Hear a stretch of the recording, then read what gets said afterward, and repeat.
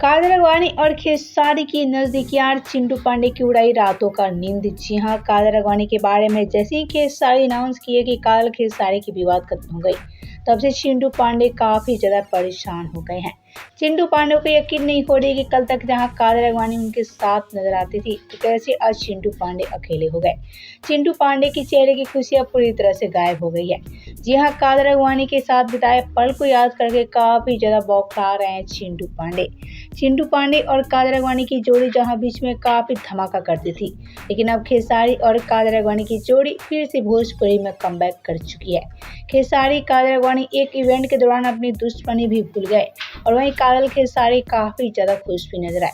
जी हां, काजल अडवाणी और खेसारी एक दूसरे के साथ काफी खुश नजर आ रहे थे, जिसको देखकर फैंस भी काफी ज्यादा खुश हो गए थे।